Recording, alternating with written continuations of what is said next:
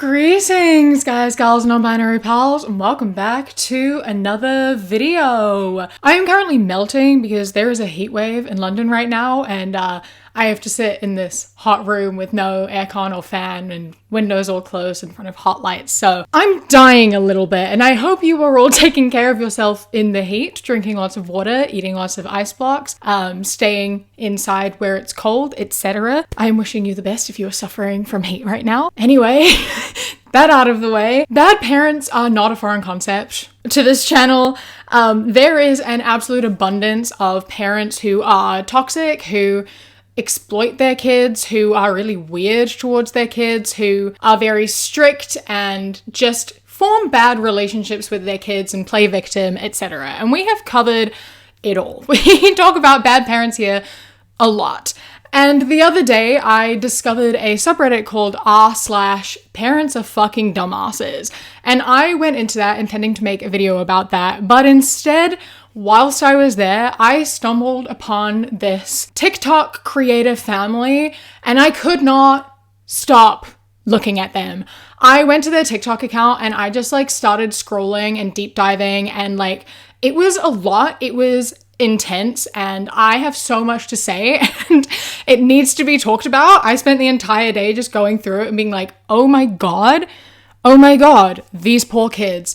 And so today we're going to be talking about that, and who that is the Collins kids, the Collins family. Specifically, the mother of this family, Carissa, who has given her womb to God and just creates a lot of content where she is exploiting her children and just spouting really problematic bullshit.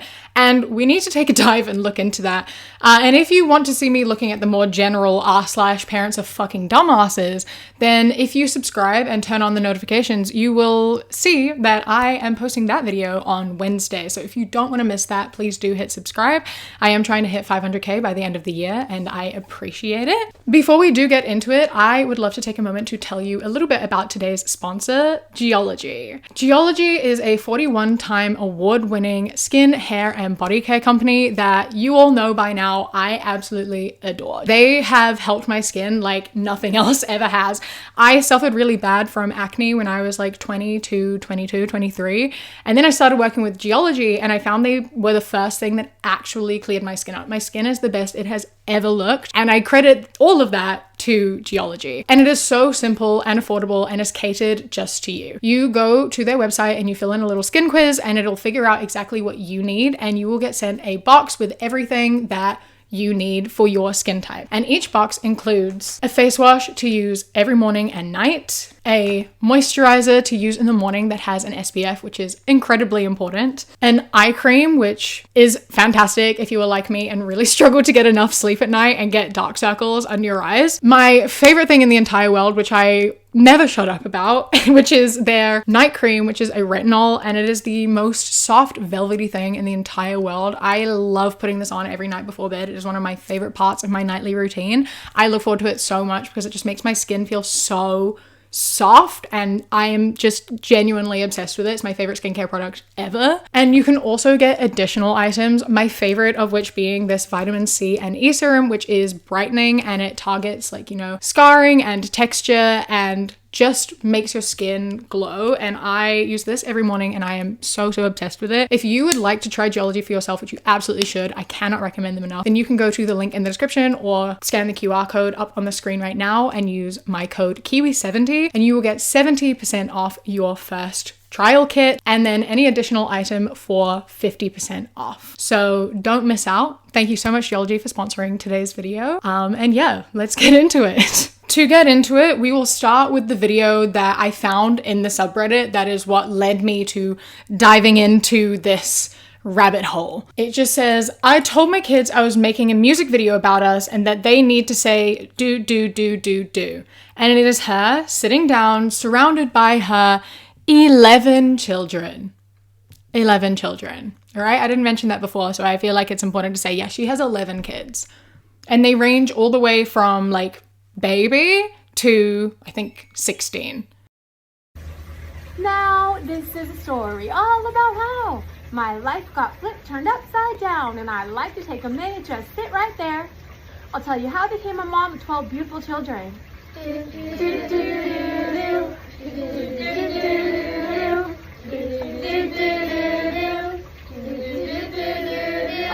Children didn't hear me. I said 12 children.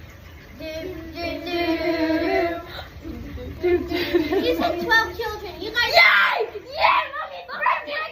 Yay! You're pregnant! Says Aniston, it finally gets it, which is one of her older kids, and then obviously they all start like screaming and shouting like, oh my god, you're pregnant, oh my god, and like acting very excited about it. Angeli ran inside screaming, she's literally been begging me to get pregnant. And then behind them, her eldest, like the teenagers, they look shocked and disappointed and upset.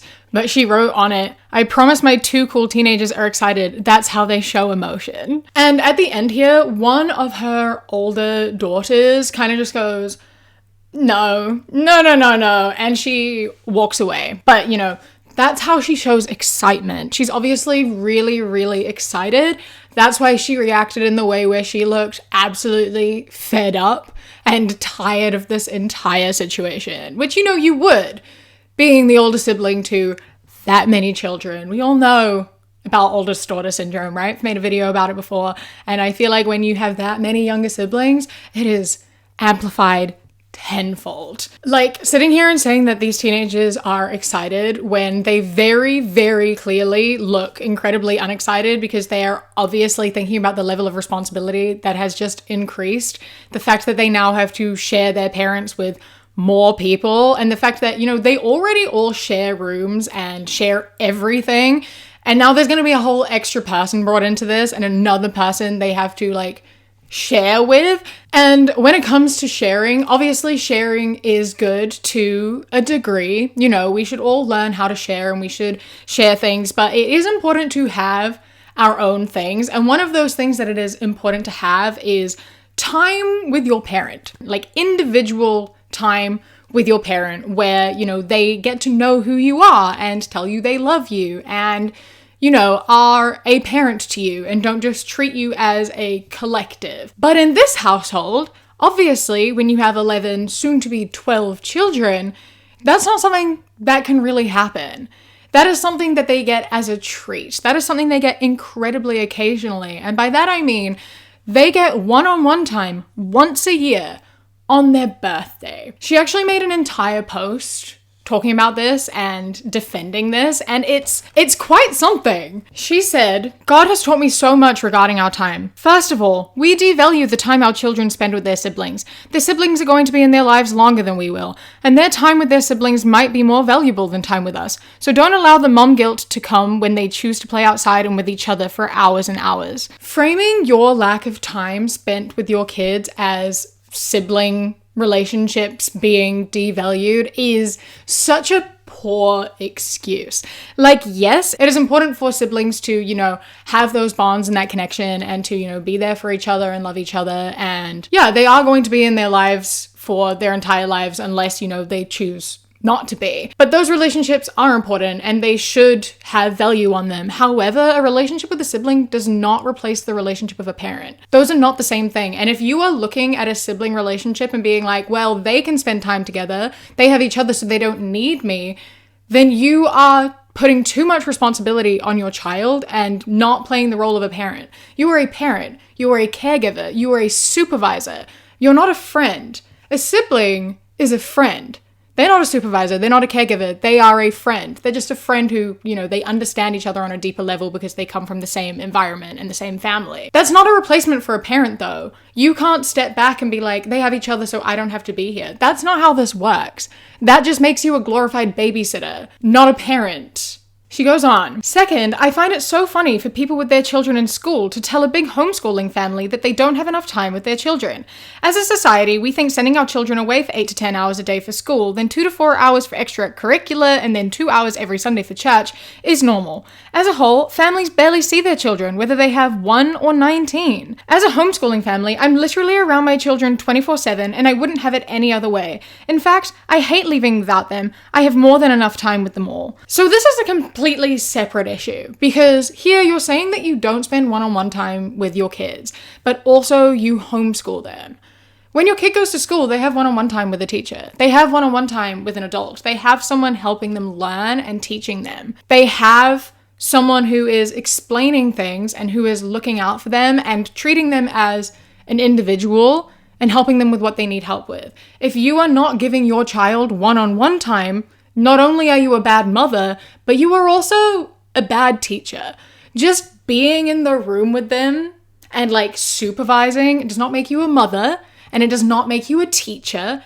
It just makes you a glorified babysitter. If you are not having one-on-one time with your kids, how do you know them? You can't get to know them. You are viewing them as a collective. I hate leaving without them. I like just being with all of them. You don't know them then. In order to get to know someone, you need to have that one-on-one time with them. If I was around 11 people all at one time, like if I was in a friendship group of 11 people, which I was at high school, or I'm going to say this, at high school, in my final year of school, my friend group was about 11 people big. How many of those people did I actually know and spend time with? 2 or 3. 2 or 3. How many of them have I spoken to since I left school? About 2 or 3.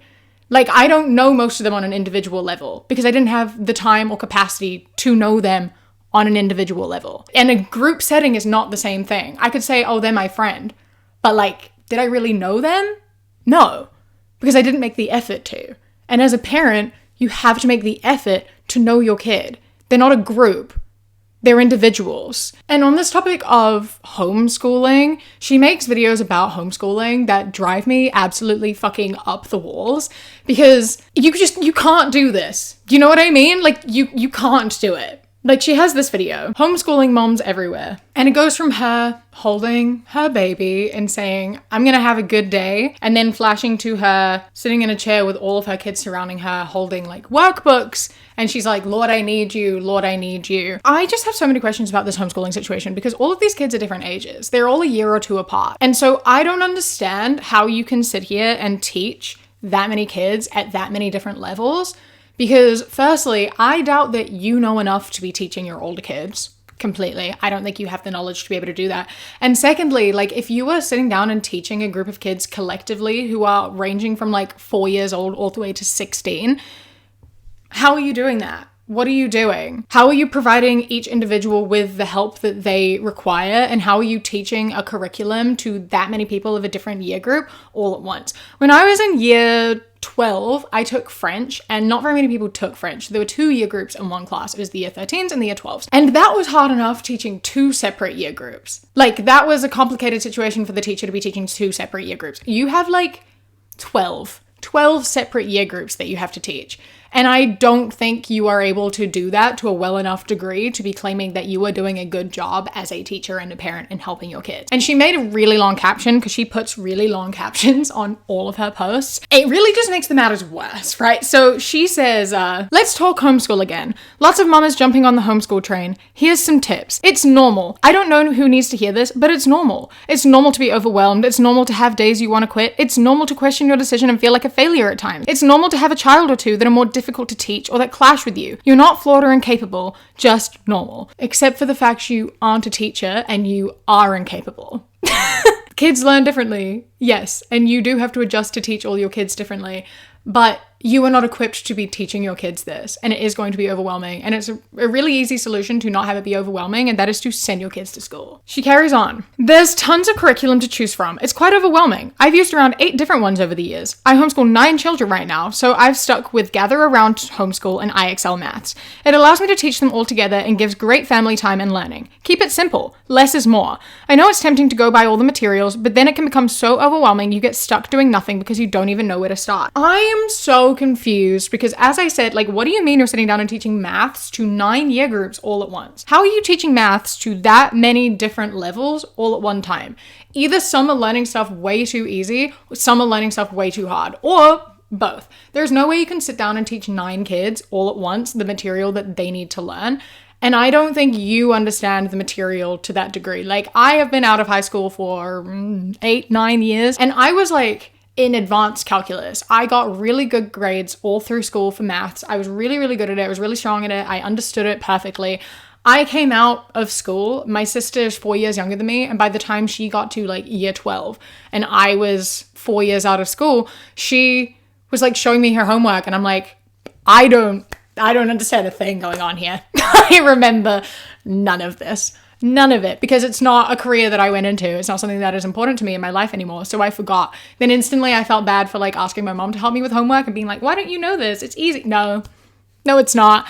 And so I think that if you are someone who did not learn to be a maths teacher or hasn't continued to do maths or whatever subject, you are not qualified to be teaching that to your kids, which means that she is handing off all of this learning and this teaching to just an online school. And this is proven by this TikTok that she has, which says, homeschooling be like. Hi there. Is there a project you're working on? I know more than you. All right. And so, yeah, she just basically is like, saying, I'm going to teach my kids. And then they just look at her and go, I know more than you. You can't help me. So they're all just doing their individual work. And they can't go to her for help because she doesn't know what to help them with. She doesn't know what to do. They are being taught by an online curriculum. An online curriculum can work for some people, sure, but it is not the most effective way to teach kids and to teach people. Like, I think that having one-on-one time with teachers is really valuable. The thing that helped me the most with learning in school was being able to ask questions and have conversations. Like, I barely have any notes from my time in my final couple years of high school because the way I learned very much was we just had a lot of discussions with the class. Someone would ask a question and then the class would have a conversation and a discussion about it. The teacher would pose a question, we would all have a conversation and a discussion about it. And that is how I learned. And when you are attending a school where you are the only person in your year group and your supposed teacher doesn't understand what you're learning, you kind of end up in a position where you're stuck and you can't learn anymore. You know, you're being taught to learn in a very rigid way and you aren't able to ask questions or expand on that knowledge. I think that one of the great things about school and learning is that you can get given this base and you can ask questions and then understand that deeper. If you're just reading information and memorizing it and not asking any questions or having to think deeper about it, you're not really learning anything because you're not applying it to real life, you know? And I just think having these conversations is so important. And when there's so many kids all at once in all different year groups, you can't have those conversations and you can't help them with the things that they need help with. I am so sure that what she is actually doing is just being like, I'm teaching them independence. I'm teaching them to think for themselves. But it's like, you are not a specialized teacher. Teachers go to university and study something and like choose a subject that they can specialize in so that they can best help kids. You know, primary school teachers, sure, they have a general because it's all basic stuff. Once you get up to being older and in high school, you have to have a specialized teacher because they know what they're talking about every subject in depth. And in this caption about homeschooling, she basically refers to teaching. She's like, you were created for this. You were good enough to teach them. Parenting is teaching. We were gifted this role. You taught them to walk, talk, eat, potty, get dressed, tie shoes, and so much more. You don't have to be certified or a genius. There's so many resources if you get stumped. And it's like, those are not the same thing. You know, teaching them to be an independent individual is not the same thing as providing them with an education. To circle back around to the one-on-one time conversation, she says here, alone time isn't any more valuable than all of us being together. While we are intentional about alone time with each child on their birthdays and errand dates, alone time isn't a non-negotiable if you should have more children. Even if you never have those one-on-one dates with them, their life is still worthy of existence. No one was saying their life wasn't worthy of existence. No one was implying that at all. Obviously, they're still worthy of existence whether they get one-on-one time or not. That's not their fault. That's your fault. And one-on-one time is a non-negotiable, actually. Your kids do need one-on-one time. The fuck are you talking about? You can't just be giving your kids one-on-one time on their birthday and being like, that's me done. Time to tap out. Like, girl, your kids are going to be like fighting for your attention. Your kids are not viewed as individuals. You do not view them as individuals. You view them as a collective. And then like you give them like a birthday present is to just spend time with a parent. You say that one-on-one time isn't important. Like it's fine. They'll be fine. I would say that all child psychologists disagree, as well as every single child who did not get one-on-one time with a parent. I am sure that every single one of those people disagree with you. Not that you care, though. This woman just like truly does not care to listen to anyone's criticism at all because she thinks that she is doing what is right and what is good and okay because she just exists in this space that her kids exist in, so therefore she is a wonderful parent. The fact they don't value one-on-one time really just emphasizes the fact that she does view them as a collective. She does not view them as individuals. They are more like accessories that she can post online and that she can talk about and show off about. You know, she makes money off of posting them online. She gets to just view them as little accessories and playthings, and they're kind of their own separate ecosystem that she can kind of ignore and take not that much responsibility for, because they can do everything for themselves. They have teenagers. They know how to look after themselves, and she can go and like relax and do whatever she wants. The fact that she doesn't view them as individuals and kind of views them as like a collective and like accessories is made very evident through two things in particular. One of those is the fact that she dresses them in matching clothes. All her daughters are constantly dressed in the exact same thing, and all of her sons are always dressed in the exact same thing, and they match colors with each other. So they are all dressed identically. And she even made a TikTok where she was talking about how she wants to open a boutique to sell matching clothes, because as her kids get older, it is harder to find matching clothes that fit them all. What is going on here? Stop it. It's so weird. When people dress their kids in matching outfits, I find it really weird. It's weird when it's twins, and it's even weirder when it's full families. And the fact that you have 9 daughters, or 8 daughters, I don't know, and you're dressing them all exactly the same constantly, like all the clothes you buy are exactly the same. It's weirdly culty. It's so culty. You are not letting your kids be individuals at all. Firstly, why can't they dress themselves? Right? Like, that's so weird to me. Like, your kids are being not only forced into these matching outfits that you buy, but you're buying all of them and choosing what they wear and then making them all dress exactly the same. There's no individuality. There's no self-expression. They're just little pets for you to dress up. You have like teenage daughters and teenage sons, and they have to dress to match their little siblings. And if they're doing that willingly, it's because you've brainwashed them and this is a fucking cult, is what's going on here. The other point as to how they are viewed as a collective and little props and accessories and not actual human beings is the way they're named.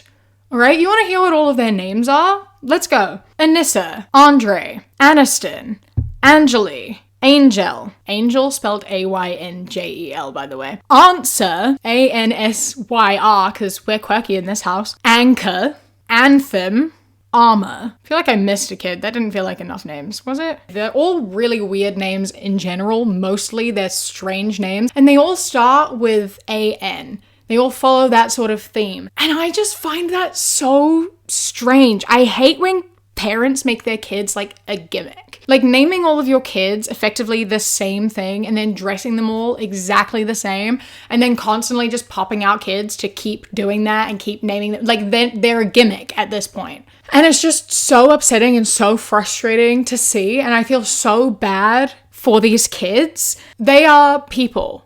They are not props. They are not accessories. They are human beings with their own opinions and identities, and you are denying them of that. You are treating them as though they are just content to post online and then claiming that that is God's will. Which, by the way, she actually said, like, not only is her having 11 kids God's will because she gifted him her uterus, but also it's God's will for her to post all of her kids online.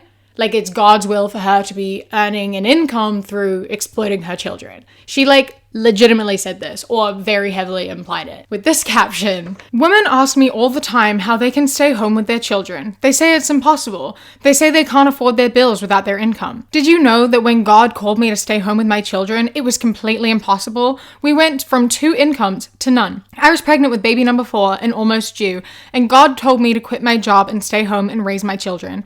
He had been asking me to stay home for years, and my answer was always, whenever you make a way. But that's not how faith works, y'all. Faith is trusting God in the impossible because he says it's true, not having the ability to do something before you do it. He wanted me to act in faith to his voice out of obedience. My husband had just been let go and we were due any day with our 4th baby and had just bought a new house and van, and God said, quit. So I did. And guess what? He's a man of his word. He is our provider. He is faithful. He gives in abundance when we act in faith. Every bill was paid and every provision met. It didn't make logical sense, but God never left us or forsook us. He provided my husband with an even better job. He made less, but we never went without. We made sacrifices to bring me home, ate out less, no hair or nails getting done, hand-me-downs, got our phone and cable bills much less, cut every cost we could, and God did the rest. I even tried to work from home with every MLM I could find, but they all failed. No shit. God wanted to be our provision, and he is so good at doing what he promised if we just trust him. To the mama wanting to stay home, obey the Lord. Listen to his voice and follow him, and he will provide. He promises to provide in this world, and he's faithful to do just that. The thing that stumps people the most is, how do we financially provide for 10 children? And the answer will always be, God is our ultimate provision. We just trust him and obey his voice. Girl, this is not it. She conveniently neglects to mention here that her husband was like a pro basketballer, so, you know, earned really good money for a long time because sports people make a lot of money. So he was like a professional in the league basketball player who made like a very large amount of money, right? So keeping that in mind. And secondly, God provided for us. God gave us the income. God allowed us to pay for our bills and meet finances. No, what you did was you started posting your kids online, realizing that you could earn money off of that, and then kept doing it. God didn't provide for you. You exploited your children. And then you're sitting here and saying, you know, women, everyone, quit your jobs. Quit your jobs. It doesn't matter. God will care for you. That's so dangerous. That's so dangerous to be saying. To be sitting here and saying, like, if you quit your job, even if you have absolutely no savings, no financial backup, nothing, if you quit, you'll be fine. God will provide for you. Like, you will make ends meet and be able to pay bills and have a place to live and everything because God will just make it happen. The main character syndrome is absolutely astounding because what about all the people that are homeless? Like, the millions of people that are homeless. The millions of people who are starving. Like, what about all the people who have, like, terminal illness? What about all of the tragedies that occur in the world? Like, why is God paying for your bills and letting other people be homeless and starve and sick? And you can say, like, maybe they don't believe in God. A lot of them do, though. There's a lot of people of faith who are in positions where they are suffering and they are struggling. Why does God not care for them? It is so dangerous and shitty for you to be here and be like, if God loves you, he'll make sure your bills are paid. Fuck off. Fuck off. The main character syndrome of privileged Christians pisses me off like nothing else. Like, it's so unbelievably frustrating and upsetting. And I just need these people to step back and get a fucking reality check because this is not how it works. You can't just be standing here and telling people to, like, leave everything up to God, especially because that is not what actually happened here. Because what she did was she started just filming her kids and posting that online and realizing people liked that and then carried on doing that. So all this money that she is earning that provide for her children is actually her kids' money. It's not her money. She's earning it because of her kids. Now, I realize that we've made it this far into the video and I haven't actually mentioned how she ended up with 11 kids, other than briefly at the beginning saying that she has given her womb to God, which I feel is relatively self-explanatory, but I think we need to talk about it a bit because she talks about it a bit, and the hypocrisy of it and the level of just like, oh my God, of it all is infuriating. Basically, what this means is that she used to be on birth control, and then she went off of it. She went off all forms of birth control because she decided that if she was meant to be pregnant, that was God's will. That is what God wanted for her. And by her taking birth control, she was preventing God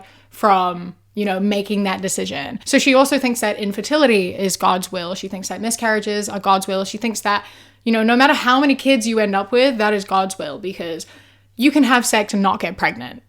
So she said that. She's like, you can have sex and not get pregnant. Every time you have sex, there's only a small chance that you'll get pregnant. And so if you're meant to be, God will make it so. And if you're not, God won't. And that's why some people who give their womb to God only have 2 kids or no kids, and others like her have a whole bunch. And, this was her decision, and it's something she claims she did not pressure her husband into doing. She told him that he could make the choice to get a vasectomy if that is what he wanted. She said, I am going to give my womb to God because I think that it is up to him to make this decision. However, I can't make that choice for you. If you want to get a vasectomy, you can go for it. However, if you do, God will be judging you. You will be going against God. And she said this on a podcast, all right? I went on birth control knowing that, but I was like, I'm not going to prevent future children, and the vasectomy is permanent. Well, every single day for a week that I put that pill in my mouth, I knew, like the Bible says, anything not done in faith is sin. And so I knew I was sinning. Like I knew without a shadow of a doubt, I was not obeying the Lord, and I was going against his exact words to me. And so I told my husband, this was the hardest thing I've done so far in our marriage, I really believe, that I've had to do. I said, I'm giving you over to a vasectomy because I can't partake in sin. So I said, I will not pull out. I will not do anything that is going to prevent God from giving us life and blessing our family. Wow. And I said, I can't partake, but I also can't force you. And so I said, you can get a vasectomy, but you will stand before the Lord one day and you will account for what you've done. Wow. Telling your husband it is your choice to get a vasectomy if you want one. Like, I won't stop you. You can do that. But God will judge you. God won't agree with it because it is a sin, is not really giving him a choice. That is religious coercion. That is like manipulating him into the fact that like it's not okay to get a vasectomy. You are twisting that and making it more of an illusion of choice than an actual choice. And that's just not an okay thing to be doing. And like to be proud of that and being like, I made this decision for myself because I'm really brave. And then, my husband made the decision too because he agreed. That's not what happened here. That was you pressuring your husband into a decision. She has also made a lot of TikToks talking about this decision and telling other Christians that they should be making this decision, with like this TikTok here where she is effectively just saying, all these things aren't in the Bible, and implying that if you are not giving your womb to God and you are taking preventative measures for pregnancy, you are sinning. We have free will to choose how many. That is not in the Bible. Only have kids if you can afford them. That's not in the Bible. Preventing is fine if it's natural. That's not in the Bible. God doesn't want us to overpopulate the world. That's not in the Bible. Each family can decide for themselves what they want. That's not in the Bible. Neither was uploading on TikTok. That wasn't in the Bible. Using your kids for content. That wasn't in the Bible. Like, most of what you do in your everyday life was not in the Bible. You can't be sitting here and being like, I'm living by the Bible and following what God said. When the Bible was written, birth control wasn't a thing. That wasn't something that existed. They can't write it into the Bible, just like they can't write into the Bible that you should use a phone or you shouldn't use a phone. Like, you can't just say something isn't in the Bible, so therefore it's not okay, because the Bible was written a really fucking long time ago before shit existed. And this brings in the fact that she is very hypocritical when it comes to medicine, which is something that she has addressed. And I'm glad at least she calls herself a hypocrite, but like, it's so incredibly frustrating and bothersome how she is able to cherry pick what isn't in the Bible and apply medicine and the likes to herself where it is suited and ignore it where it's not. Because hear me out here, right? She is not against medicine. She is not against going to the hospital and getting intervention when she is sick, which is great. She doesn't like vaccines, because of course she doesn't like vaccines, but she will go to the hospital. She will get treatment. She is not anti-medicine, which I am very glad for, because she seems like the type who would be anti-medicine. However, there comes a point where this is incredibly hypocritical because, obviously she doesn't take birth control because she doesn't want to interfere with God's will of her having kids. However, while she's pregnant, she has experienced so many complications that she goes to hospital to get treated. So like baby 1, she had an episiotomy and PPD. For baby 2, she thought she died and continued to have breastfeeding issues. For baby 3, she was diagnosed with MS from Yaz birth control. For baby 4, she had a bleed in the sac and they didn't think she would survive. Baby 5 had a devastating miscarriage that ended in emergency surgery. Baby 7 almost miscarried every month and was hospitalized for 4 weeks and gave birth at 29 weeks. Had a terrible miscarriage after baby 9 and almost died when she turned 1. Miscarried after baby 10. And so like, to me,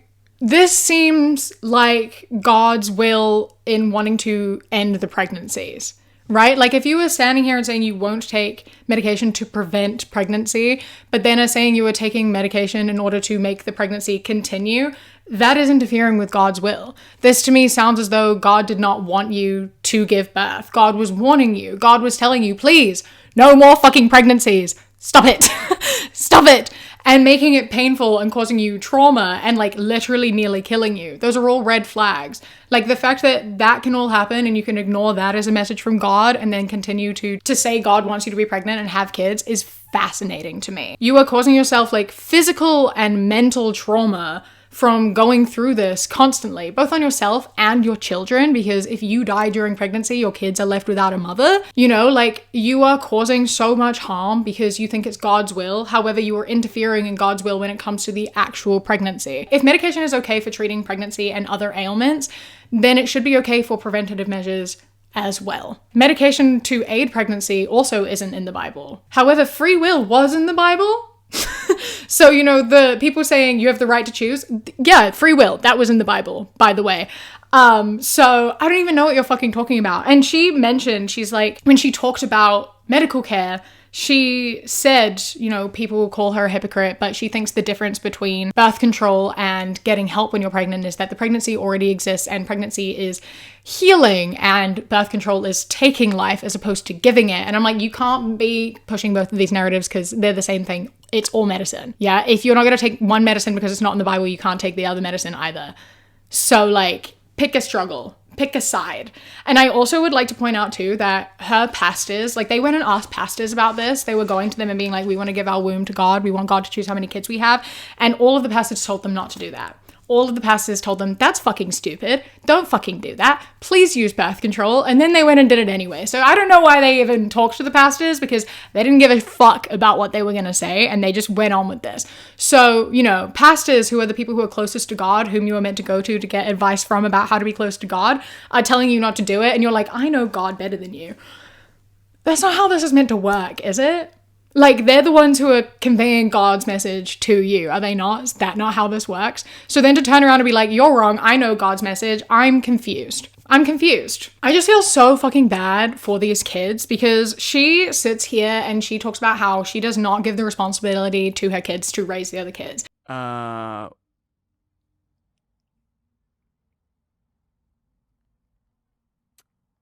They don't. She's like, I am the mother, I am the caregiver. They like all take on responsibility, like they all do their chores. They love their siblings, they love taking care of each other. I struggle to like take the babies away from the older ones sometimes. Like they love looking after each other. They don't raise each other. But then she also says they never have one-on-one time. And she said, the more kids I have, the easier it gets because she can leave them to look after themselves. So she's kind of pushing two different ideas. If the more kids you have, the easier it gets, that is because you are letting parenting duties fall onto the shoulders of your older kids. Like that is the only way that this is making sense. You do not know your kids. You do not spend time with your kids. If you are letting your kids raise each other and look after each other, you can sit back and say that's not what you're doing, but it absolutely is. You just don't know because you cannot watch all of your kids at once, you know? And you know that they don't know their parents and they don't have a relationship with them because there's this video that is now deleted that was posted on Father's Day. What are Dad's best qualities? Basketball, having bunch of kids. Like, that's so fucking sad. The best qualities she could name about her dad was that he is good at basketball and he has a lot of kids. She does not know her dad. Her dad does not know her. They do not know their parents. Their parents exist to just give them kids and be in the house with them. That's all they do. That is all they are. And they refuse to acknowledge or see that because it's convenient for them to just let their kids take care of themselves and keep popping out kids as is God's will. And I, really hope that as these kids get older, they do move out immediately. They obviously have been brought up into this environment where they don't have any individuality and don't know who they are. And I think that once they are old enough to leave and they get out, they are going to really struggle with finding who they are and having a self-discovery journey. And I really do wish them the best in that. What I imagine will happen is that they'll kind of be in groups, because when you have this many kids, there are going to be certain kids that have like a closer bond than others.